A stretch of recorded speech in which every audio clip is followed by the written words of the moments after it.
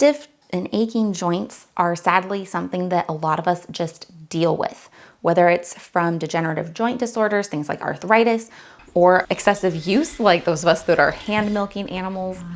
It can be very uncomfortable to live with, but in a lot of cases, a simple topical remedy can be just the thing to give you relief. I've got a couple tried and true recipes that I always keep on hand, a cayenne salve and a frankincense based oil that help to really, really soothe and relieve that inflammation and that pain in my joints. So I'm excited to share those with you today. They're super simple to make, pretty cost effective, and I just always have them on hand. We're working with two different active ingredients, frankincense and cayenne. This is a blend of 4 different frankincense oils. I get it from Azure, but you can get it directly from Silver Sage as well. It's amazing. I have loved this. So soothing and relaxing. I can use this right before bed, sleep well. It's just been very lovely. And then cayenne is a bit more stimulating. Anything that you want to increase circulation, cayenne's your girl. It helps to increase the circulation and block pain receptors. If you pair this with a mint oil, you get that icy hot vibe. It's really nice. It's a classic. You can't go wrong with cayenne. And then with these 2 ingredients, you're gonna need a base oil to kind of spread it out and deliver their effective components to your skin. So you can go liquid or solid. If you wanna do a solid, like a salve tin, I love tallow. It's amazing. It is just so nourishing for your skin. It goes on nice and non-greasy. It absorbs really fast. And I don't have to mix it with any other oils or waxes. I can do a straight tallow, which I grow myself, and I love that feeling of just knowing exactly what it is and not having to outsource it at all. So I love a tallow, especially whipped, lovely. And then I also really enjoy like an organic sunflower oil like this, or a jojoba oil or olive oil, whatever kind of base carrier oil you want, you can do. I have really been enjoying roller bottles. You can grab these online very easy, or maybe even at a local craft store, but they're not very expensive and they're so handy for gifting and for travel, and just like I can keep them out in the barn or in my car or in my purse or, you know, on the bedside table. I just have a lot of these little roller bottles sitting around, and I especially enjoy that for the cayenne, because when you're doing a cayenne salve, if you're on the road and you can't necessarily wash your hands, that's problematic, because if you get cayenne all over your fingers, you do not want to be touching your eyes, nose, mouth, anything, because you will injure yourself. Your fingers are going to be so spicy, and you really need to wash your hands super thoroughly after touching the cayenne salve. So if you have it in a roller bottle and a liquid, you can put a little bit on, you know, do it like that. You don't have to actually touch it, which I have really been loving lately. Both of these recipes are ridiculously easy to put together, so let's do it. You're going to love it. Today I'm going to be making both of these in roller bottles, but if you want to make a solid salve version of either one, simply swap out the liquid oil for a solid oil like tallow or coconut oil or your favorite base salve recipe, but keep the ratio of cayenne or essential oil to oil the same. We're going to start with the cayenne because it does take a little bit longer to infuse the cayenne into the oil. I've got a little pot with some water in it, another little heat-safe bowl that fits inside like so. And I'm gonna do 1/2 cup of oil, liquid, solid, your favorite base recipe, right? And 2 tablespoons of cayenne.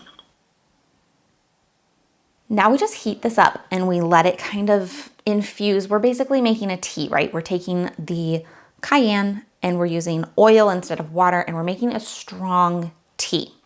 So I'm gonna set this on the stove and let it heat up for 20 minutes, half an hour, and then I'm gonna let it cool down, and I'm gonna do that again, and that's gonna get the most capsicum out of the pepper possible. If you only heat it up once, you're still gonna get good results, but you'll get more potent results if you let it heat, cool, and repeat. Quick thank you to Azure Standard for sponsoring this video. I am always delighted to partner with Azure because I have been a lifelong customer and fan. I get a ton of my regular groceries and bulk dry goods, as well as my lotion and potion making supplies from Azure. They have a great selection of essential oils that are all very high quality, standard tested. So I know that I'm not getting low quality, junky essential oils. And they also have a ton of wonderful medicinal herbs that I use all the time for my family's own little home apothecary needs. So if you've not checked out Azure Standard, definitely do. I've got a link in this video's description. And if it is your first order, you can save 15% with the code PATIENT15 at checkout. Now this frankincense oil could not be easier to make. There's practically nothing to do except for combine these two ingredients in a bottle. That's it. All we're gonna do is pour our carrier oil of choice into our roller bottle and add between 15 and 30 drops of our frankincense oil, just depending on what strength you want. Pop the cap on, give it a cute little label if you want, and a little shake, and this is ready to go. That is it. It is the easiest. And then you can just take this with you wherever you need. It rolls on, it applies a nice little amount so you're not getting too much, like in a dropper bottle or a pump top bottle, and wasting it. Just get a little bit right exactly where you need it. I love it. I'm really very into the roller bottles right now. They are so convenient and easy to use. So there's one.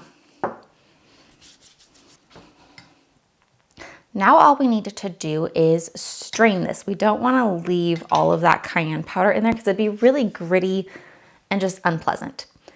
Now, something really cool that is new to me just in the last year, this changed my salve making game so much, is a little stainless steel pour over coffee filter like this. This is so nice. I was using cheesecloth and disposable coffee filters for decades and it works okay, but if you're making herbal infusions, this is so lovely. It's way easier to clean and it gets such a fine filter on your oils, so you're getting none of that gritty plant material left behind. So I love this. I'm just gonna place it right in my little measuring cup and we're gonna filter this out. Pour it in a bottle, pop a cap on it, label it if you want, and that's it. We're done. If you enjoyed this recipe and you want more, I've been working on something fun. I've put together an ebook with almost all of my favorite recipes that I've been puttering around and tweaking for the last 20 some odd years. And it is available as a donation only download. So pay what you can, enjoy it, use it for yourself and loved ones. I would love to hear what you think if you do download it and try some of those recipes. And that's all I've got for you guys today. Thank you so much for spending your time with me, and I'll see you again soon.